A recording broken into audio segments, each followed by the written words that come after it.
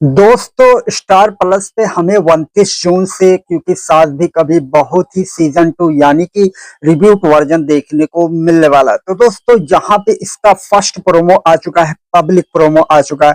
क्योंकि अगर शो के बारे में बात करें तो शो के बारे में काफी समय से हलचल थी, जिसके बारे में मैंने कई बार बात की थी। फाइनली यहाँ पे कई सारी डिटेल निकल के आ रही थी, उसके भी बारे में मैंने बात की थी। तो दोस्तों फाइनली यहाँ पे एक पब्लिक प्रोमो लॉन्च किया गया। इसके अलावा यहाँ पे फर्स्ट लुक लॉन्च किया गया। अगर बात करें स्मृति ईरानी का और शो के बारे में यहाँ पे डिटेल सामने आए कि ये शो हमें देखने को मिलेगा 29 जून से। ओवरऑल कई सारे यहाँ पे रूमर्स भी हैं कि झनक शो हो सकता है 28 जून को ऑफ एयर हो जाए। क्योंकि अगर बात करें यहाँ पे झनक के बारे में, झनक के रेटिंग्स के बारे में, तो उतनी अच्छी रेटिंग्स नहीं आ रही। इस शो को जगह देने के लिए हो सकता है झनक को ऑफ एयर किया जा सकता है। इसके बारे में आगे बात करेंगे डिटेल में किसी नए वीडियो में। तो दोस्तों अगर बात करें यहाँ पे इस शो के बारे में यानी कि क्योंकि कभी सास भी बहुत ही सीजन 2 के बारे में, तो दोस्तों स्मृति ईरानी एक बार फिर से इसमें तुलसी वीरानी के कैरेक्टर में लौट रही है और साथ में अमर उपाध्याय भी यहाँ पे अमन के कैरेक्टर में हमें देखने को मिलेंगे और उनके 3 बच्चे देखने को मिलेंगे। इन 3 बच्चों के बारे में बात करें तो उसके बारे में अभी ज्यादा डिटेल तो सामने नहीं आई है, लेकिन यहाँ पे ओल्ड जनरेशन और यंग जनरेशन में हमें काफी ज्यादा यहाँ पे कंटेंट देखने को मिलेगा और इसी के ऊपर बेस्ड रहेगा ये शो।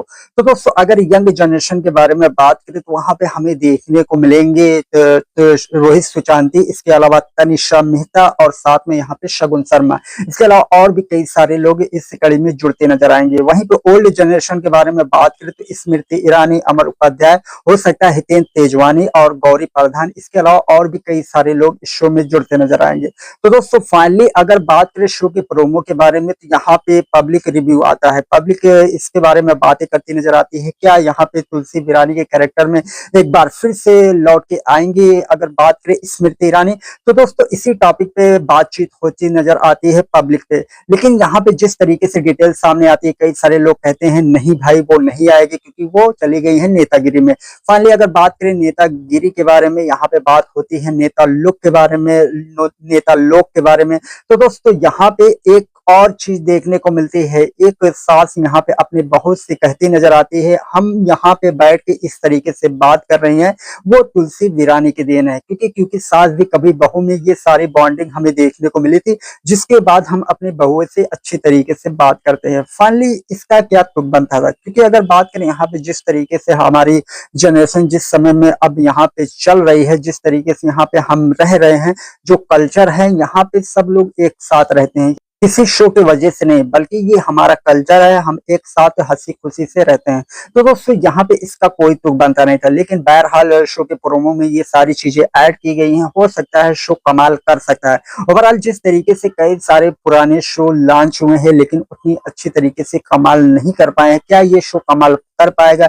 यहाँ पे सबसे बड़ा सवाल उठता है क्योंकि कास्टिंग काफी बड़ी ह्यूज होने वाली है और हर एक कैरेक्टर के साथ यहाँ क्या डायरेक्टर न्याय कर पाएंगे ये भी चीजें देखने वाली होगी। वहीं पे स्मृति ईरानी के बारे में बात करें तो पूरा फोकस रहेगा स्मृति ईरानी के ऊपर कि स्मृति ईरानी इस शो में क्या करती नजर आती है, तुलसी वीरानी क्या करती नजर आती है। ओवरऑल यंग जनरेशन के बारे में बात करें तो यंग जनरेशन को अच्छी तरीके से फोकस किया जाता है, यानी ये तो 29 जून के बाद ही पता चलेगा क्योंकि 29 जून को ये शो लॉन्च हो रहा है। क्या आप इस शो को लेकर एक्साइटेड हैं? क्या आप इस शो को वेट कर रहे थे काफी समय से, जब से इस शो को लेकर न्यूज निकल के आ रही थी या नहीं? इसके बारे में हमें कमेंट में जरूर बताना।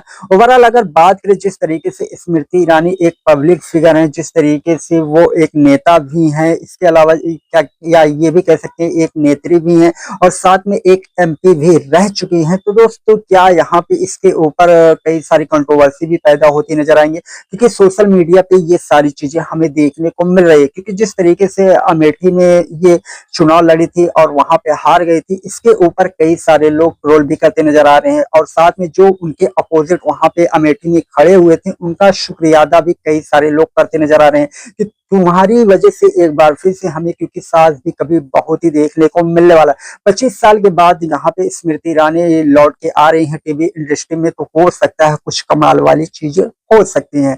बहरहाल अगर शो के बारे में बात करें, शो की हाइप्स के बारे में बात करें तो काफ़ी ज़्यादा है। एकता कपूर यहाँ पे कोई भी कमी नहीं रखना चाहती। इसके बजट को काफ़ी बड़ा किया गया है और साथ में शो की हाइलाइट इसी तरीके से हम कह सकते हैं कि इसका सेट काफ़ी बड़े हैं। जी हाँ दोस्तों, सेट के ऊपर पैसा भी काफ़ी अच्छी तरीके से बहाया गया है।